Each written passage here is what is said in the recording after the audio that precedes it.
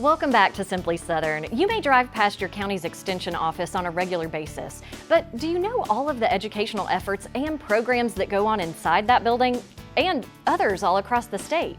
To tell us more about the Alabama Cooperative Extension System, we're joined today by Mike Clardy. He is the new Extension Director for Communications, Strategic Marketing, and Client Relations, which is a little bit of a long title. It's a mouthful. Yes, but Mike, thank you so much for joining us Thanks today. for having me. Yeah, so tell us a little bit about your history, where you're from, and how you came to Auburn University. Grew up in Georgia, but have been in Alabama for the last 25 years or so. I had a stop in Texas. I was in television in Texas during the 90s and came to Auburn University in 1998. All right, so now you are new to Extension, so when you found out about this opening in the communications department, what made you want to take on and lead the efforts for communications at Extension? Yeah, I was familiar with Extension and what they did from where I was in Sanford Hall learning communications and marketing. But I really see something in Extension that I didn't see in things I've done in the past, and I've always been a storyteller. But finding a way to not only tell a story, but also see how that story impacts and connects with an audience, that was missing when I did my previous life, Extension is different. You get a chance to tell a story and maybe see directly who it impacts. As an example, one of our researchers is into drone flying over farm fields and things. And we went out to a demonstration he did over at E.V. Smith a couple of months ago.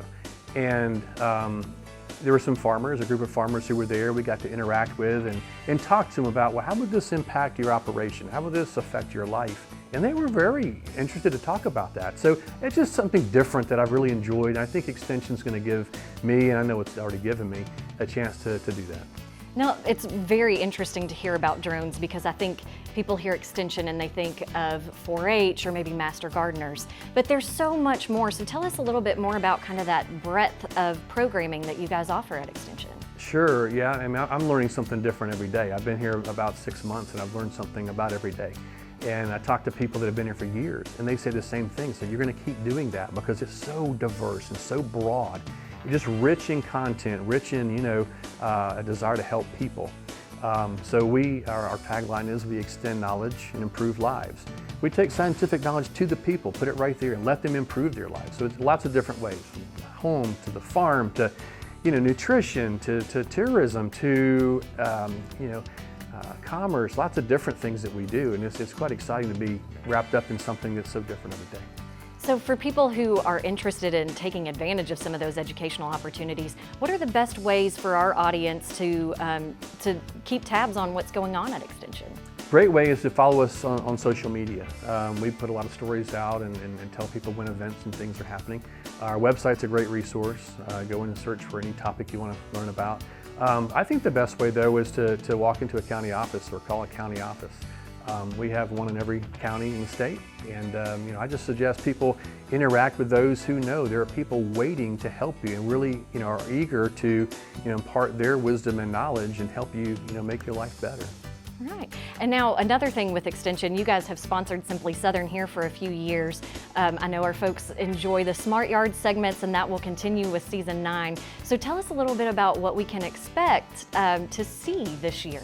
Sure, yeah, so that served us very well. We're going to build on the Smart Yards concept, and we'll continue some of that as well, but we're also going to kind of take it beyond that and show you people some things that they may not know about Extension. So we look forward to the year ahead.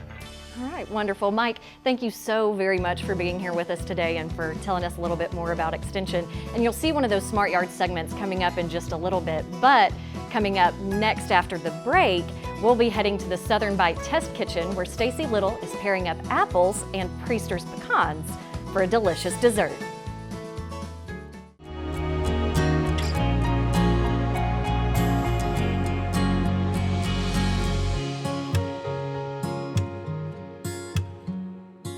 We're at the Davis Arboretum on Auburn University's campus this morning, and we're going to talk a little bit about pruning crepe myrtles. Before we start pruning, there's a couple of things we need to make sure we have: a pair of loppers, a pair of hand shears, maybe a small saw, And we always want to make sure we have safety equipment. I've got a pair of eyeglasses on, and we need to make sure they're safety approved eyeglasses, not cheap plastic eyeglasses. That can cause more damage than it actually helps sometimes. You want a good pair of gloves, and mine are mismatched, but they serve the same purpose.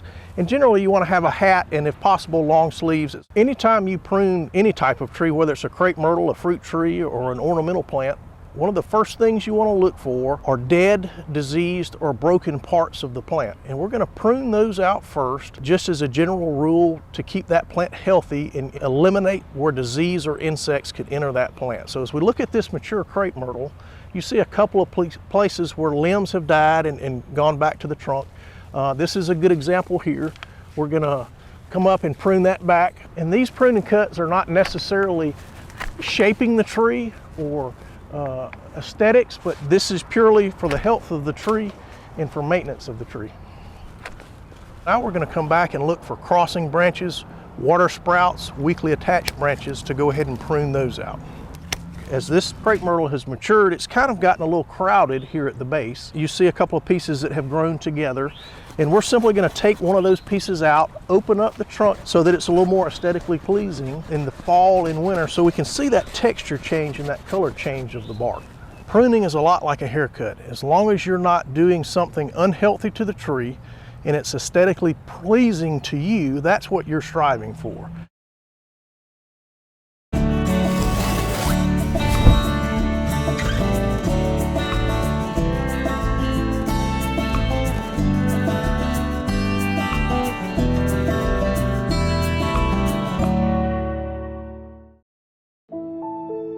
What we eat, what we wear.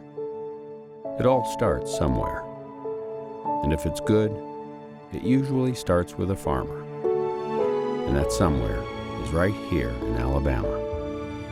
In a field, in a barn, on a tractor. Right now, there's a farmer starting something good for all of us. And it all starts right here in Alabama. There's no such thing as downtime when you own a farm.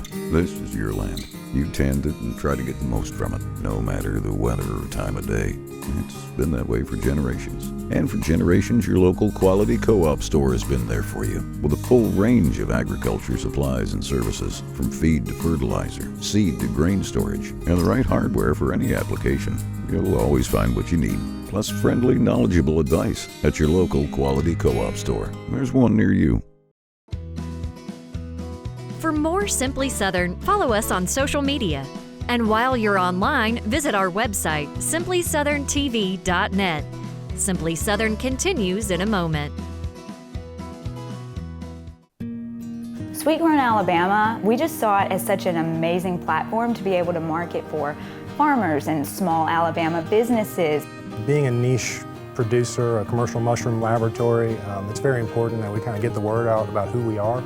And Sweet Grown has been monumental in helping us do that. I think just support your local community, your neighbor. That's the backbone.